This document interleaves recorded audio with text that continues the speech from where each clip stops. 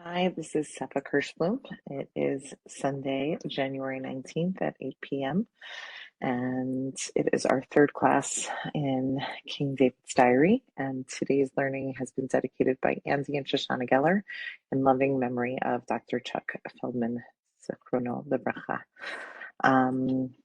Number one, anyone who's on, it's amazing to be able to separate from the news and to be able to learn. So first and foremost, kol hakavod, and may it just be all for the good and besorot tovot for all of Klal Yisrael. Okay, so let me just see if I make it one more bigger. If that, no, that's actually great. I hope that works. I can stay on the page. Okay, so just want to quick recap on last week on where we left off with Dovid.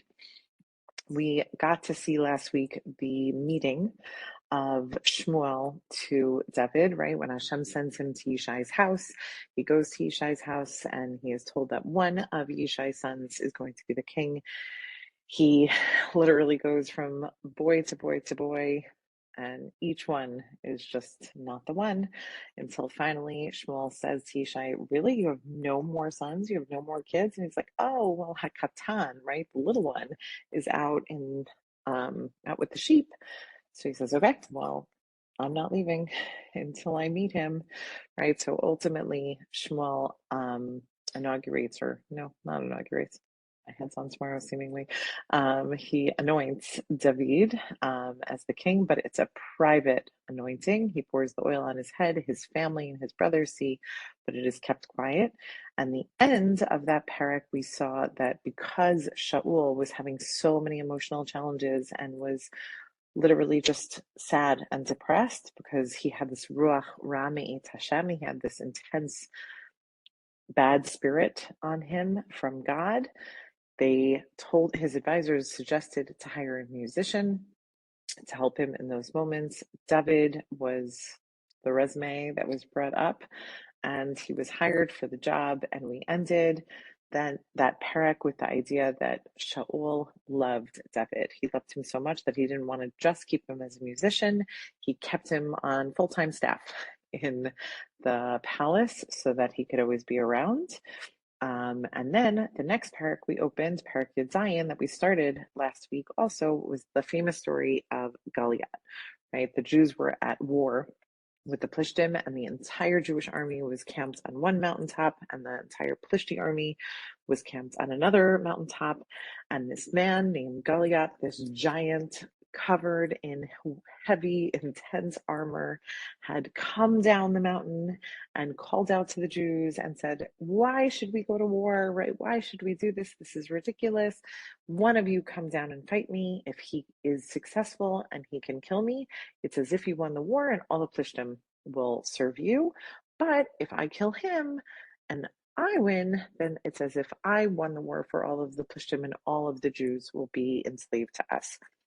Right, and we ended last shiur with Yishai, David's father, sending David to check in on the three oldest brothers who had been drafted into the war, and David had gone to check in on them. So we're going to pick up for that. We're going to pick up a little bit earlier. Some of it is more chazara, but I just think the story will flow better if we're able to see it again in the shot what we ended with last week. So back into Shmuel Aleph, Parak Yud Zayin, starting in Pasuk Yud Zayin. Vayomer Yishai leDavid beno, kach na le'achecha ifat hakali hazeh v'asara lechem hazeh v'harat hamachane le'achecha. Right, and we said last week it's this care package.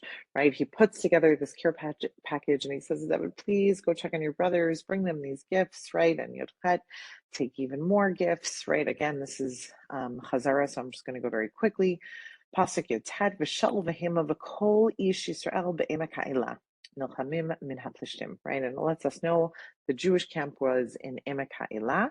Pasuk Chaf, v'yashkem David baboker v'yitosh et tatzon al shomer v'yisav v'yilech kasher tzivahu Yishai v'gavo ha'magala v'hachayel hayotel ha'ma'aracha v'hireu b'milchama.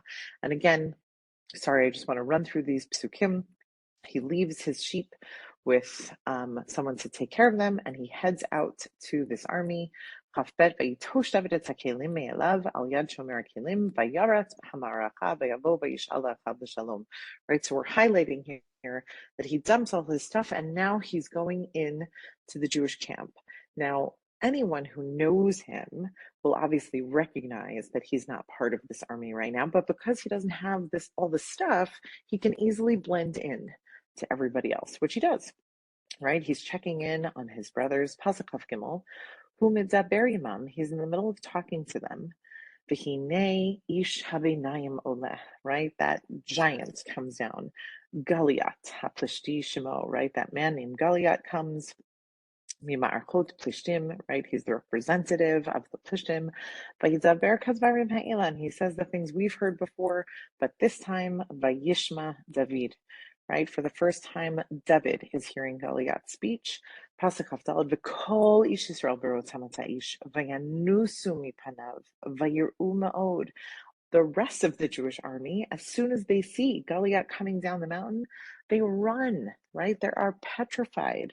Pasuk of Hey Vayomer Ish Yisrael Harita Ma'ish Ha'olam Zeh Ki L'charefa Yisrael Oleh V'hayah Ish Asher Yakenu Ya'ashrenu Amalach Osher Gadol Ve'et Bito Yitain Lo Ve'et Beit Aviv Ya'aseh Chofshi B'Yisrael.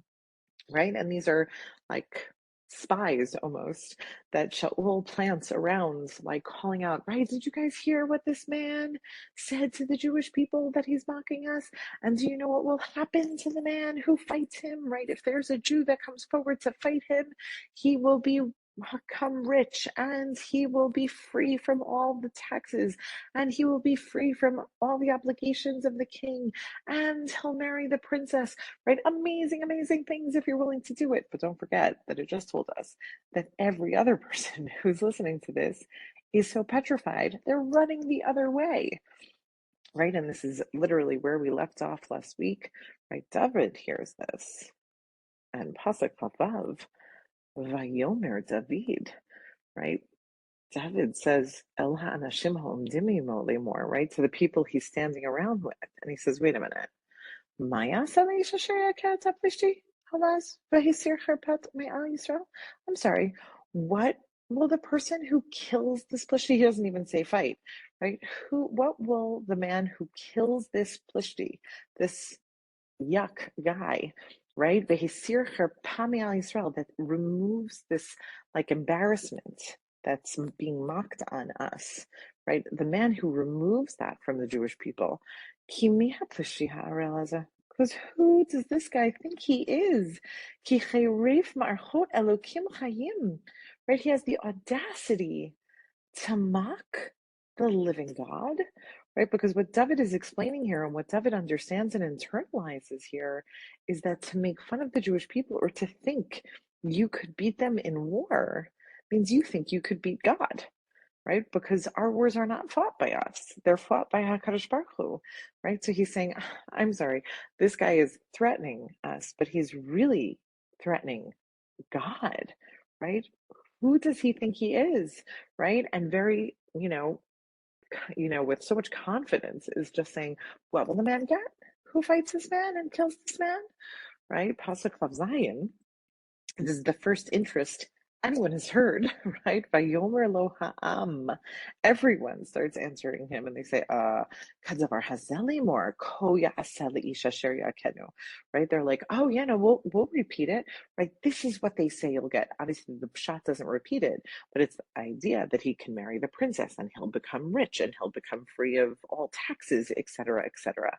But as was asked last week about the jealousy, right? Pasuk Kavchat, Vayishma Eliav, Achiv Hagadol, B'dabro El Ha'anashim, right? His oldest brother Eliav hears this conversation that David's having with people.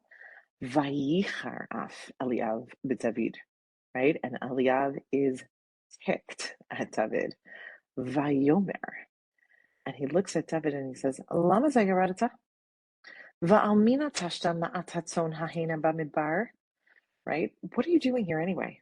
And who's in charge of the sheep at home? Now, the reality is, does Eliav care what's happening to the sheep at home? Right? What is he really saying? He wants the people around him to hear that, wait a minute, I don't want anyone getting the wrong idea here. This guy isn't even in the army. This guy is not part of us, right? He's a visitor. He's a lowly shepherd back at home, right? That's what he does. He takes care of sheep, right? And he says, "Ani adati et zadoncha ve'et ro'levavecha, ki leman ra'ot hamilchama yaradata." Right? And then he throws him under the bus even more. And he's like, "You didn't even come here to check on us. You wanted to see how everyone's doing. So you think you can ask questions?" Right? And I have to be honest, a little piece of me totally understands Eliab, right? He's looking at his peewee little baby brother and saying, "What are you doing? Who do you think you are?" Right? You're stirring the pot. You haven't been here for the last 40 days hearing this. You haven't seen him really. You haven't looked at how not only massive Goliat is, but at what he's wearing and how protected he is. You need a little bit of fear in you, right? You are acting like an immature punk. And therefore, as your older brother, I'm going to put you in your place, right?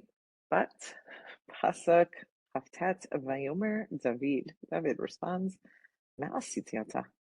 Hello, Davarhu, right? And he's like, what do you care what I'm asking? Right? I'm not asking any secrets here. I'm not like, buzzing around with information people don't know. Hello, Davarhu, right? This is the thing everybody heard about, right? And hold on one second, quick question. Message. But he knew David was crowned king. That's true, but a king doesn't necessarily mean you can fight a giant. If anything, maybe he's even trying to protect David. Like, what are you, even bigger idiot, David? You're supposed to become the next king of the Jewish people, and you think it's okay that you're going to be trampled by that massive giant, right? No one sees this as feasible. Right? This is the David and Goliath concept of this should be ridiculous and laughable, and therefore his protective older brother, but also egotistically annoyed, right? Eliyav is just like, don't butt in where you don't belong, right? Don't put your nose in a business that is not yours and go away. Right. But what's amazing is now, especially in contrast to the Shaul we met 2 weeks ago, right? If Shaul was put in his place, somehow I feel like Shaul would have taken it at the time, right? But here, David's put in his place, and in many ways, rightfully so. But what happens? Pasuk Lamed, Vayisov me'etzlo el mul acher, right? He literally just is like, "Ugh, I don't want to talk to you. Let me talk to you people," right? And literally just turns himself to another group and asks the same questions, right? What do you get if you fight Goliat? What happens if you win, right? Vayomer kadavar hazeh, vayeshivuhu ha'am, davar kadavar harishon, right? He literally just walks away from Eliab, almost just like, "You're right, I don't want to have this conversation with you. You're right, we shouldn't butt into each other's lives," and just walks away, but with confidence, and with confidence to just engage someone else in the conversation, which is exactly what he does, right? He asks the next crowd about it, and the next crowd gives him the exact same speech. Pasuk Lamed Aleph, Vayisham'u Hadvarim Asher Ziber David, right? Shmu'a is going around, right? Rumors are now spreading about what David is asking, and understandably so, Vayagidu Lifnei Shaul Vayikachehu, right? Word gets back to Shaul. There's someone asking, right? Someone wants to know more details about what they'll get if they fight Goliat, right? So of course, word goes immediately to Shaul, and he is taken before Shaul. Pasuk Lamed Bet. Vayomer David el Shaul. And David says to Shaul, Al yipol lev adam alav, right? So much confidence and gumption, right? No one's heart should fall over this, right? Avdecha yelech v'nilcham im haplishti hazeh, right? No one else has to stress. None of this is going to continue because, lahavdil, but it is what I compared it to last week. I volunteer, right? Similar to the Hunger Games, obviously, how I hear it, right? Avdecha yelech v'nilcham im haplishti hazeh. I volunteer to be the one who fights this Plishti. Now, Shaul knows David. He's been in his palace before, right? He's hired him as a musician. And again, being incredibly stereotypical, you have this Hakatan, who's a Jinji, who's a musician, right? When I describe those words, you're not thinking this massive strapping soldier, right? So Pasuk Lamed Gimel, Vayomer Shaul el David, looks at David and he says, oh, no, no, no. Lo tuchav lelachet ala plishti hazeh v'hilachem imo. Oh, no, sweetie. You are not going to fight this plishti. Ki na'ar ata, right? You're just a kid.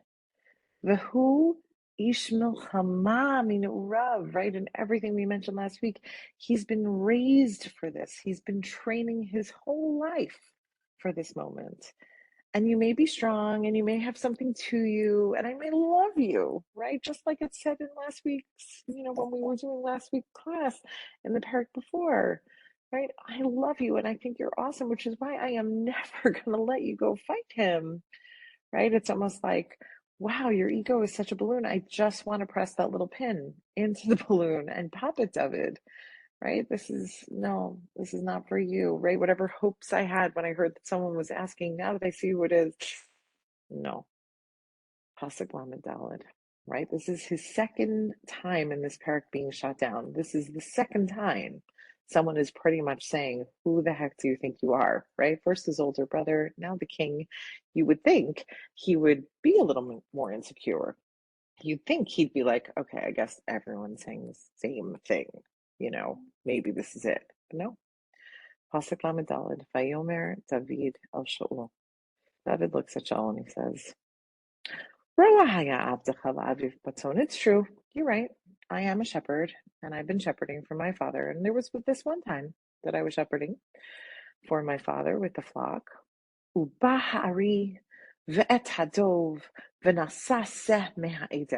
and most Mepharshim say this is not the same scene. This is two different scenes, right? Once a lion came, once a bear came, and they tried to take one of my sheep from the flock. Pasuk Lamed Hey, v'yatzati acharav v'hikitiv. And I didn't just let it go. I didn't just say, okay, another one bites the dust, right? Or I lost one, it's fine. I got to cut my losses, so to speak. No, I went after it to kill him. The heat salty me piv, and I was saved from the mouth of this wild animal. Vayakam alai, right? And it literally attacked me, right? It came on top of me. V'hachazakti bizkano, right? I grabbed him by his zaken, right? By his beard. V'hikitiv, v'himitiv, right? I hit it and I killed him. Pasuk Lamed Vav, Gam et ha'ari, Gam hadov, right? I once killed a lion and I once killed a bear. Hika'avdacha, V'haya ha'plishti ha'arel hazeh. And this plishti, right? This Goliat is just like one of them. He's just a wild animal, right? Ki chayref me'archot elokim chayim, because he has the audacity to mock my God, the living God. We're going to just finish his speech and then we'll go back. Pasuk Lamed Zayin, Vayomer David. And then David says, Hashem asher hitzilani miyad ha'ari umiyad hadov. And the God that saved me from the lion and the bear, who yatzilani miyad ha'plishti hazeh. He is the God that is going to save me from this plishti.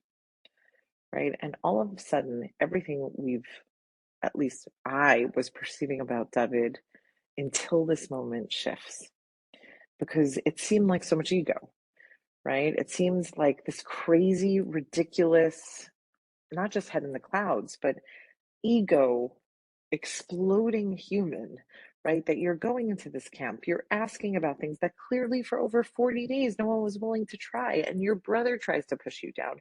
And then you go in and the king mocks you again. And you're just thinking, David, your ego is just so huge. But then he explains the story, and you're just like, oh, this is not ego.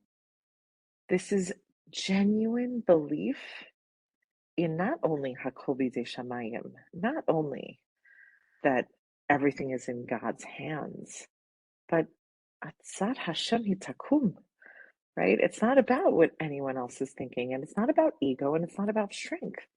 This is about, I believe God is being mocked, and therefore, as an element of Kiddush Hashem, I will be the shaliach to do this, right? This isn't kochi v'otzem yadi. This is not, I'm amazing. I have the strength to do this. I'm going to beat the plishti, right? At no point does he focus on the I. He pretty much says, I was saved from these animals by God, and therefore I will be saved from the plishti by God. Not all of this conquering, not I am amazing, but God is amazing. And by not fighting the plishti, it's making us all doubt God, right? If I truly believed God is in charge and God is going to fight this war, I'm not as stressed because it's in God's hands, right? And he says it with so much confidence. In Lamed Zayin, you realize his confidence is not about him or his ego.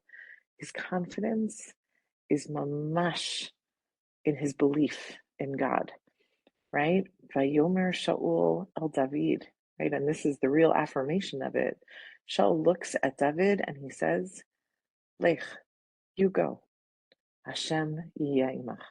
God will be with you, right? And this, I think, is one of the most powerful messages of Emunah and the most powerful messages of Judaism as a whole, right? People believe sincerity, right? People will domino in their belief of sincerity. And Shaul just heard this speech, and if Shaul didn't believe him, right, I imagine Shaul would have laughed him out of his room, maybe even punished him, maybe even put him in solitary confinement so that he doesn't preach and make anyone else crazy, so to speak, right? Because don't forget, Shaul's not looking to just get someone to volunteer. This isn't just about a volunteer, because if whoever volunteer loses, it's as if we lost the war. And everyone will be chased and they'll take over parts of our land, right? So it's not in Shaul's best interest just to have someone go down and finally fight Goliat. That's not what he's looking for. He needs someone who's actually has a chance at winning. And when Shaul hears the speech and hears his confidence and hears his emunah, the confidence in God, Shaul immediately just says, Lech, go. Not, and you'll be successful, but Lech, Hashem yeh imach. It's so obvious that your devotion to God is because you feel him here, right? You would only be this confident, David, if you really feel God, and therefore I trust. So you go. Hashem yeh imach. Pasuk lamed chet. Vayalbesh Shaul et David madav. Right? So Shaul starts dressing him in armor, right? This is actually a sweet, adorable part of the scene, right? But slightly comical, right? So he starts dressing him in everything. Benatan kovan achoshet al rosho, right? He puts the metal, helmet on his head. Vayalbesho toshir yon, right? And he puts on the whole body armor on him. Pasuk lamed het. Vayachgor David et charbo me'al lamadav, right? And then he puts the sheath there for David to put a sword inside. But he can't even walk, right? He's never had any practice ever wearing armor. This is something David has never done. And exactly what we highlighted last week about Goliat, it weighs hundreds of pounds, right? So literally, to me, almost comical when it says that pasuk, right? He can't walk because he has no experience with this, to the point that Vayomer David al Shaul must have been such a embarrassing thing to say out loud, but he had the inner confidence to be able to say that. Lo uchalalech ba'ila, ki lo nisiti. I'm sorry, Shaul. I can't wear all this, right? I can't be protected, right? I can't do this. I have no experience fighting with this stuff. I can't even walk like a Syrian David Me'alav, right? So David takes them off, right? Which is also such a stark contrast, because don't not notice the contrast of Vayalbesh Shaul at David, right? Shaul dresses David, right? Because he's trying to like put every ounce of effort into making David successful. But Vayisirem David, right? He doesn't wait for Shaul to take them off, right? You dressed me because you thought you could make me someone I'm not, but that's not who I am. So I will take it off myself, because it's not that I'm juvenile or so tiny and little that you have to do this for me. It's, I know this isn't me. I'm not trying to be somebody I'm not. I am the shaliach of God and nothing else. I am not a man covered in armor. So he removes all of it. Pasuk mem, vayikach maklo biado, right? He takes his makel, his stick, right? The slingshot stick.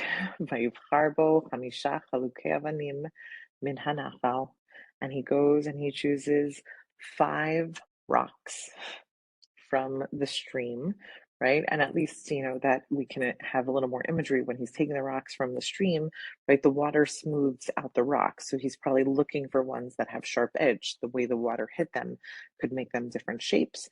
So he takes from the river, or the stream, sorry, vayasemotam bekli haroim asher lo ubiyalkut v'kalo biado, right? He has this cute little bag that you take around with you as a shepherd, right? Probably in general has food in it, right? I always envision the little drawstring bag. He throws the rocks in, he has his slingshot, and he heads out vayigash el haplishti, and he goes to meet the Plishti, right? He goes to approach the Plishti. Pasuk mem aleph. Vayelech haplishti holech v'karev el David, right? So obviously the Plishti notices there's someone coming down, right? So, okay, right? So he comes down to approach David as well. Va'ish noseh hatzina lefanav, right? And he makes sure the man, or this, fighter holding the shield, is in front of him. Pasuk mem bet. Vayabet haplishti, right? The Plishti, like, literally, you see him like going in, like he just stares, right? Vayireh et David, and he sees David. Vayivizeu, right? So he starts making fun of him, right? And the text even validates Goliat here, right? It's not like, oh, he's trying to be snarky. No, right? He makes fun of him because Hayanar. David is really young, right? Ve'admoni, and he's a redhead. Im Yefei Mar'eh, right? He's a pretty looking boy, right? He's not a gever looking guy. He's everything we discussed last week. He is not that visual, right? He's just a pretty young dude and little. Pasuk Mem Gimel, Vayomer Haplishti El David. And interestingly, this also shows you the ego of Goliat, right? He sees David and he's genuinely offended, right? He's like, this is who's coming for me, right? What? Hakelev Anochi? Right? I'm sorry. Do you think I'm a dog? Right, wait a minute. I don't see any weapons on you. There's no sword, there's no nothing. The only thing I see in your hands is a stick. So what do you think? We're playing fetch? Right? What, you think I'm a dog? Right? I can't even understand. And he's clearly so offended. Vayikalel haplishti et David be'elokav. He starts cursing David out in the name of his God, right? Because he's just so upset with him. And he's just like, what? Is this a joke? This is so offensive. No one's taking me seriously, right? For 40 days, I thought I instilled fear. And this is what's coming at me, this pretty looking kid with a stick, right? Pasuk Mem Daled, Vayomer haplishti el David, right? Goliat says to David, L'cha Eli, ve'etna et b'sercha le'of hashamayim u'levehem mata sadeh. Right? Fine, right? Come closer, because I am literally going to feed you to the wolves, right? I will hand you over to the birds, to the animals, right? Everyone can make a mockery of your flesh, of what the corpse that's left of you. Pasuk Mem Hey, Vayomer David el haplishti, and David responds to the Plishti, right? And again, what confidence! But the confidence we see is not in himself or his own quote. This is not about himself. This is literally about God, right? David calls out to the Plishti and he says, Ata ba elai becherev uvechanit uvechidon, right? He's giving his mockery right back at him. He's like, you come to me with your swords and your spears and your guns, so to speak, right? All of this fake power, right? All of these things that you think create power. Va'anochi ba'elecha, but I'm coming out to you. B'shem Hashem tzvakot Elokai ma'archot Yisrael. Right? I don't need a weapon. I'm coming out in the name of God, right? The God of the Jewish people, Asher Chirafta, that you had the audacity to mock. Pasuk Memvav, Hayom hazeh yisagercha Hashem biyadi v'hikiticha, right? Today, God is going to literally close you off into my hands for me to kill you. Right? I will literally behead you. Right? You'll just be a corpse in the machana, in the camp of the Plishtim. Right? Just like you threatened me, I will threaten you that animals will eat your corpse. But what's my real plan? What do I care about? Says David.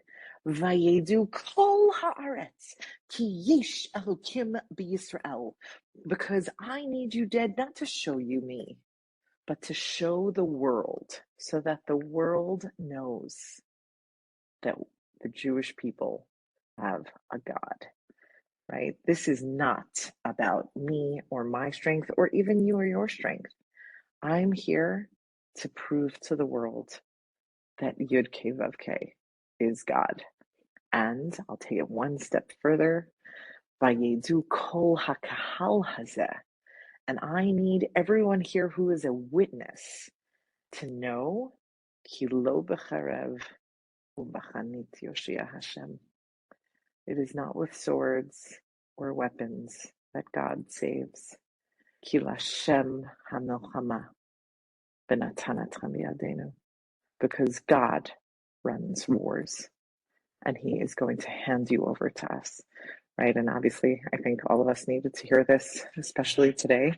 But this is David's message to us then, and most definitely, Bezrat Hashem, the message we need to hear in our time as well, that it is not about the battles. It is HaKadosh Baruch Hu is going to show us he runs the world, because it is not about the army, and it is not about the stronger weapon, and it is not about who's scarier. It is about HaKadosh Baruch Hu and what he will do for us.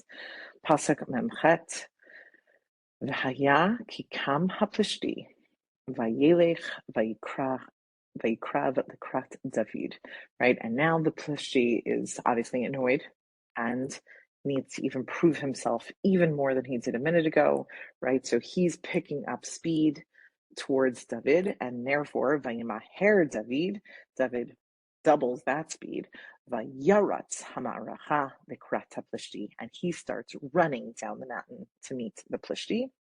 Pasuk Memtet, Vayishlach David et yado el hakeli, Vayikach misham even, Vayikala, Vayach et haplishti el mitro, Vatitba ha'even b'mitro, Vayipal al panav arza.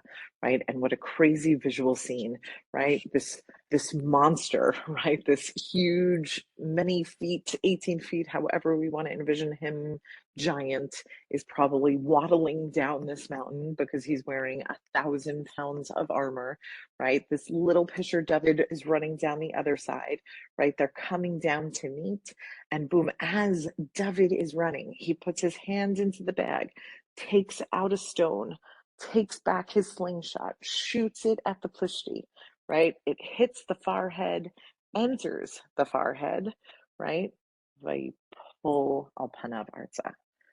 Right? And the Plishti, Goliat, falls down on his face, right? Literally drops down. Now, unclear if he's alive or dead, right?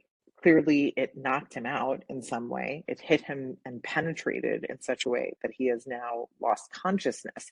But we don't yet know if he's alive or dead. But hold on, there's a question in the chat.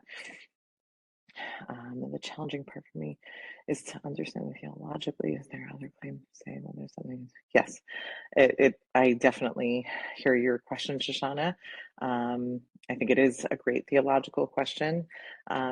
I think it's the question, when we say Baruch Rofei Cholim, that God heals the sick, but it's also that internalization that where did the illness come from, right? I think it's this duality of challenge of whether someone does win or not win, or in general, this tug of war of what is God's plan, because I believe all of it is God's plan, whether they win or they don't win, whoever, quote, quote, they are, is definitely a challenge. But I think David is reminding us to always remember that it's big picture. God is most definitely in charge, but happy to have that discussion or conversation even post the class.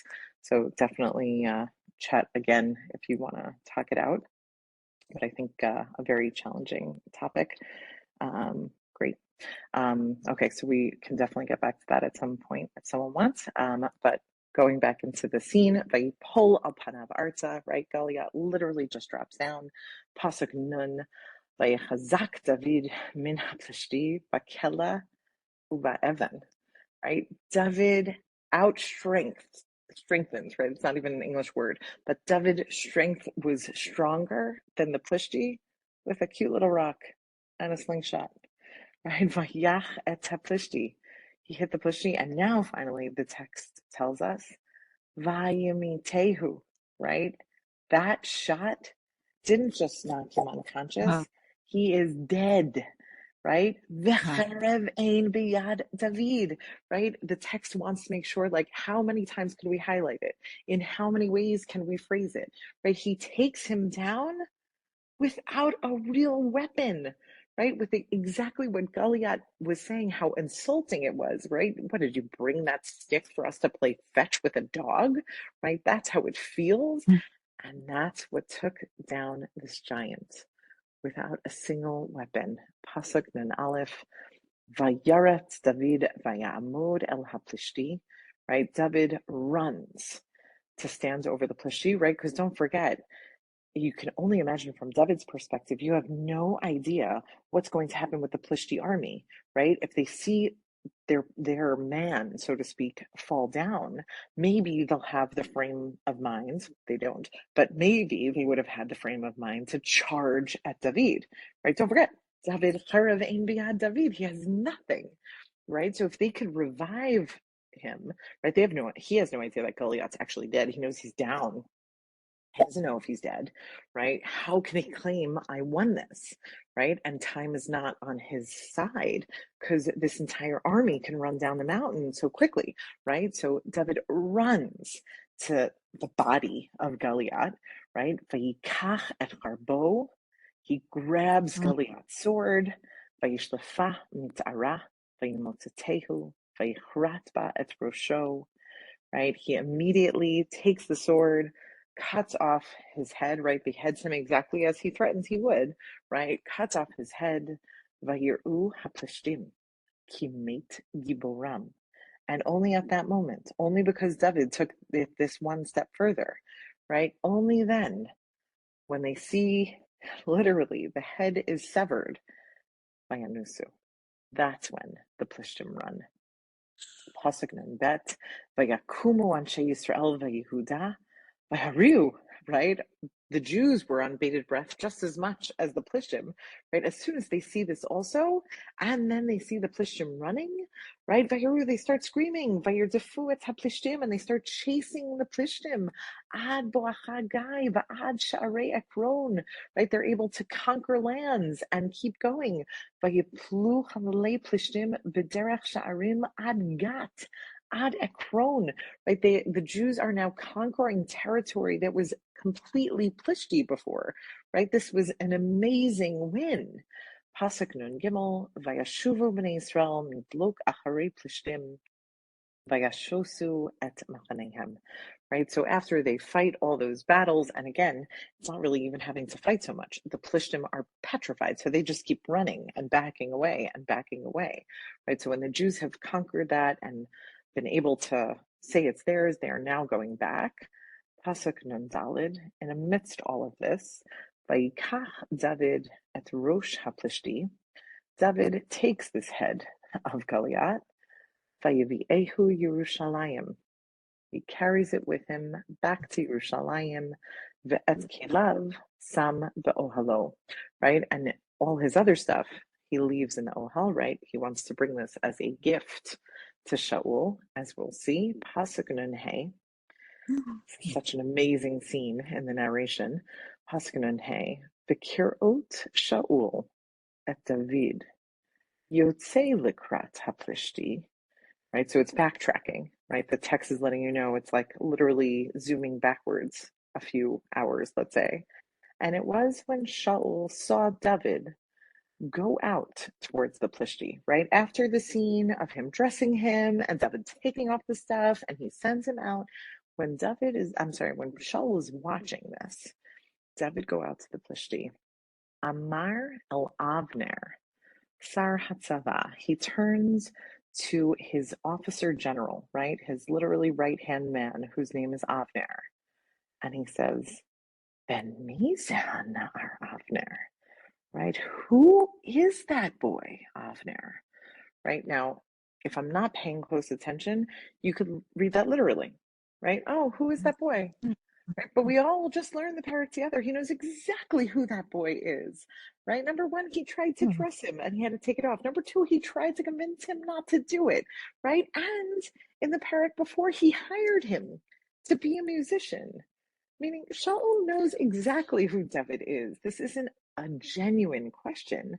This is, I thought I knew who that kid was, but I definitely don't, right? Miza Hanar Avner. Who is this kid, right? And clearly Avner knows who he is also, which highlights his response. Vayomer Avner, Chai nafshecha hamalachim yadati, right? The best translation I can always hear in this pasuk is, darned if I know, right? Shaul is saying, who is this? Like, what have we missed about this kid, this musician, this kid that I hired in my palace?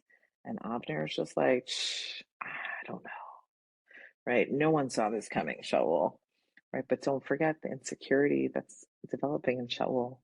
He was already told he's going to lose the Malucha, right? He was told that it's going to be someone better than him, clearly inferring better than him, meaning God abandoned me. Who is God with right now? And therefore, Pasuk Nun Vav, Vayomer HaMelech, the king then says, She'al ata ben mizeh ha'elem. Avner, ask around and find out who he is, right? And again, it is not literal, because he knows he's Ben Yishai. He knows exactly everything he needs to know about David. But what he's really saying is, I need the backstory, right? Maybe he was already anointed. Find out. Maybe he is close with Shmuel. Find out, right? What in does this kid already have? Because now I'm feeling threatened. Now I'm feeling the pressure of, wait a minute, who is this David? And what is he intending to take from me? And then Pasuk Nun Zayin, Ukeshuv David mehakot et haplishti. And when it was that David was coming back after killing Goliat, Vayikach oto Avner, Vayivi Ehu b'fnei Shaul, right? Avner goes and gets him and brings him before Shaul. Virosh haplishti biyado, right? David is still holding his trophy, right? At the head of the plishti in his hands. Pasuk Nun Chet, Vayomer elav Shaul. And Shaul looks at him and says directly to David, Ben miata hana'ar, who are you exactly, right? What do I not know about you, dude, right? Dude who was a little kid musician. Who really are you? Vayomer David, and David very confidently responds, Ben Avdecha Yishai Beit Halachmi. I'm a nobody, right? I'm just an Eved. I'm your servant, right? I'm the son of Yishai from Beit Lechem. Don't feel threatened by me. Don't feel like I'm trying to overthrow or do anything or belittle you. That's not my goal, right? I was very clear about my goal. I was there to defend God, right? I have no interest in taking anything from you, Shaul. And I think he means that genuinely. Yes, he was anointed by Shmuel, but to him, he is an Ar. He is very young. So it could be 10, 20 years that he's going to take the throne. Maybe Shmuel only anointed me so soon because Shmuel's so old, right? So I don't know when Shmuel's going to die. And therefore, he needed me to know I'll be, quote, quote, the next king, but I don't have to be taking the throne for a decade or more. Right. So no one should feel threatened by me. Obviously, he's not that explicit because he knows that would cost him his life.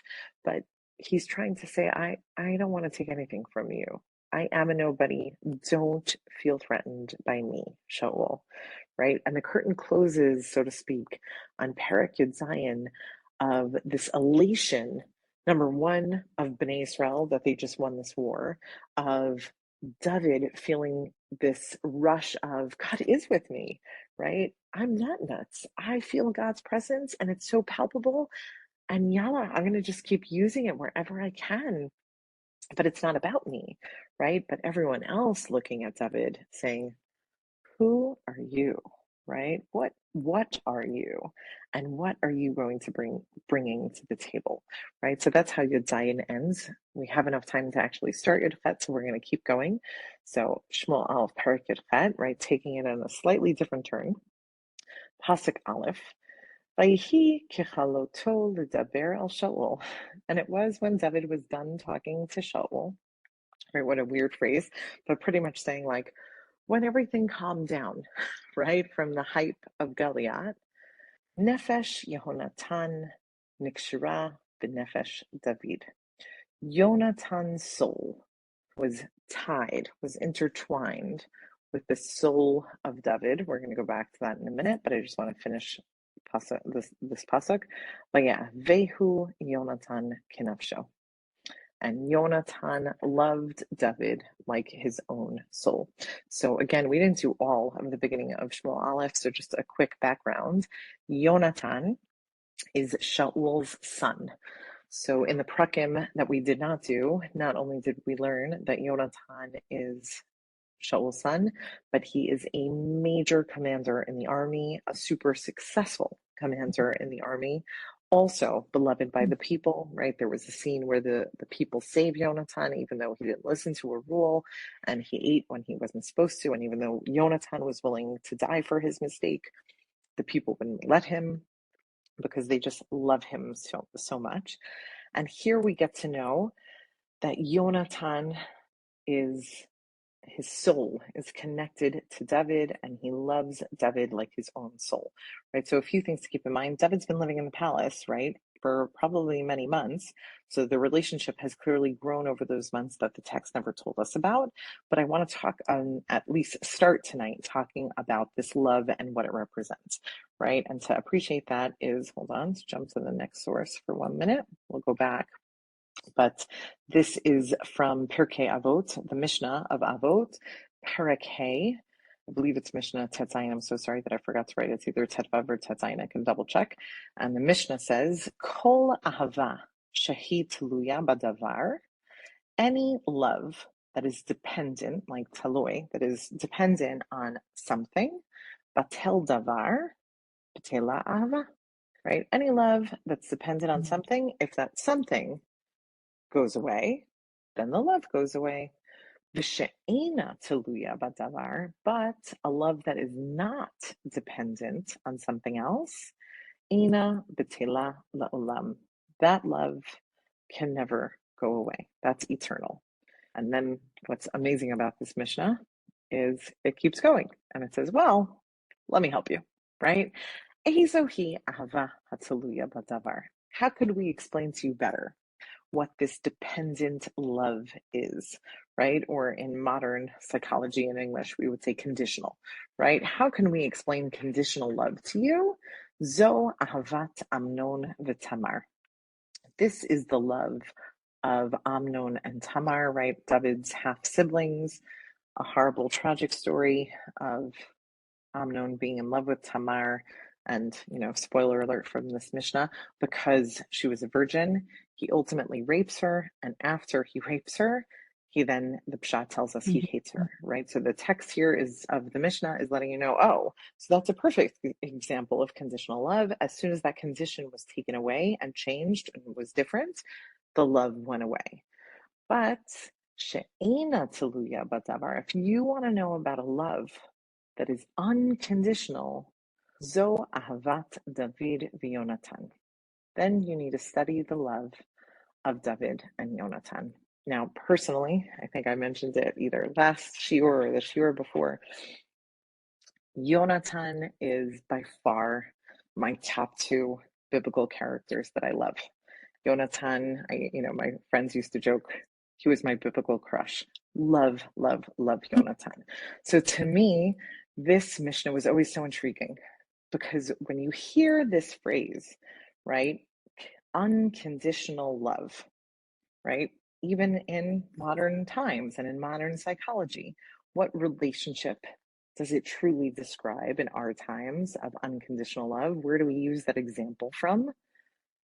Parent to child, right? Most other loves that we describe in this world are conditional loves, but a love of a parent to a child is what we often refer to as unconditional, right? Hopefully, that we hope everyone is blessed with that you feel that no matter what mistakes you make, your parents will always love you, right? And as the parent, we always feel, thank God, that no matter how much my kid annoys me at times or what mistakes they make, I will always love them. So of all relationships in Tanakh, why would the Mishnah choose David and Yonatan and not the relationship of a parent and child, right? There are beautiful relationships of parents and their children and how devoted the parent is to their child.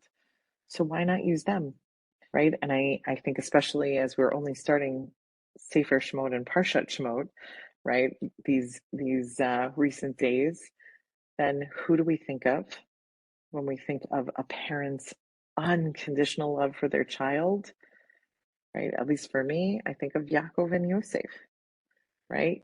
Yaakov loved, favored, obsessed over Yosef. So why does the Mishnah not say that? Why doesn't it describe unconditional love about a parent and a child, right? And I think there's so much to understand and appreciate about specifically this David and Yonatan. And the one piece we'll talk about tonight, and we definitely won't be able to finish it, is I want to go back one more time and see how the text describes it again, right? Nefesh Yehonatan nikshira b'nefesh David, right? Their souls were intertwined. And there's only one other time in Torah or Tanakh even that it describes a love like that, right? Which actually wasn't Yaakov and Yosef, but is Yaakov to Binyamin, right? If we go back to Sefer Bereshit, Perek Mem Daled, when Yehuda is trying to convince Yosef that he can't keep Binyamin, right? He wants to exchange it himself for him, right? This is Yehuda talking, Pasuk of Zayin, Vayomer Avdecha, right? Your servant, aka me, Yehuda said, Avi Elenu, like our father said to us, Atem Yadatem, Ki Shnayim Yalda Li Ishti, you know that my wife only had two sons, Vayetze Ha'achad Me'iti, one of them, or the one, left me, V'omar, and I was told, Af Tarof Tarof, Taraf, right? My son was killed, right? He was torn apart from me, and I haven't seen him until today. And if you take this one from me, aka Binyamin, and something happens to him, literally, I'll die, right? The shock and pain of the loss will kill him. Pasuk Lamed, Ata, and this is now Yehuda talking, and now, Kivoi el Avdecha Avi, right? If you want me to go back to my father, V'hanar Einenu itanu. Without Binyamin, right? And then it's almost like a shock pause that he says, this is Yehuda saying, Nafsho kishura b'nafsho, right? Yaakov's soul is intertwined with the soul of Binyamin. If he sees that he's not there, he's going to die, right? And then it'll be my fault that I killed Yaakov. And the question is, and really the bridge here is, why? Why is the text connecting these two? Why is Shmuel writing this in a phrase and a way that you are connecting Yonatan's feelings for David to Yaakov's feelings for Binyamin? Action. What is this? And in 3 minutes or less, since that's what we have, right? Unconditional love of a parent to a child.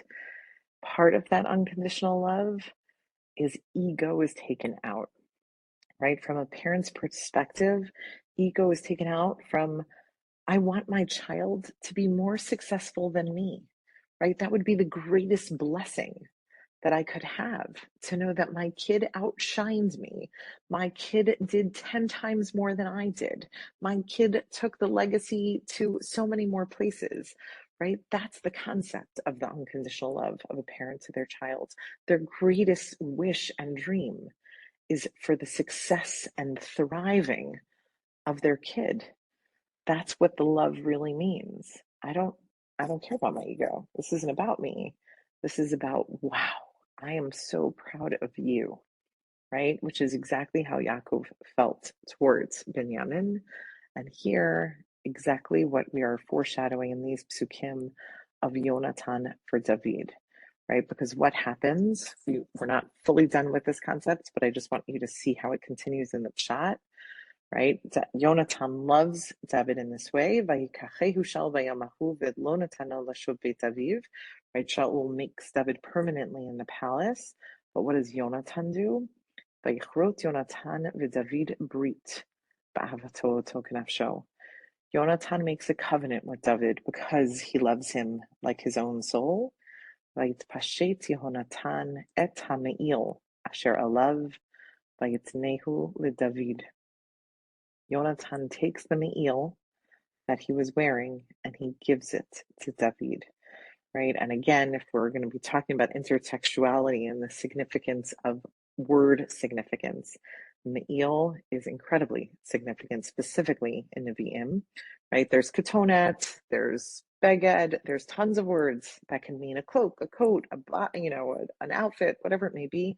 A me'il is the word that always represents the melucha. It always represents the concept of the kingdom. And what Yonatan is saying to him here is, yes, I'm the prince. And therefore, who does everyone assume is going to take over from my father? Me.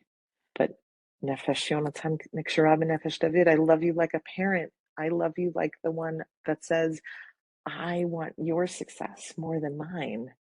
And Yonatan sees, oh my gosh, David, it's not me. I'm not meant to be the next king. It's you. And therefore he takes off his me'il, this representation of the melucha, and he hands it to David. That is what this love is going to be so significant for.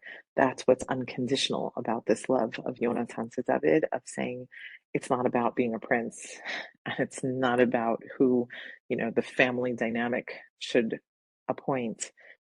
It's the rightful next king, and I believe it's you. So next time we will pick up with the sources on the me'il and pull together this idea of their love. But it is a beautifully powerful scene of understanding again that ego is not meant to play a role in the kingdom. Hakol b'yedei shamayim. It is God who runs the world and runs the kingdom. And once you can appreciate that, you can then take the next step in the kingdom. So we'll pick up with that, please God, next week. Amen. Amen.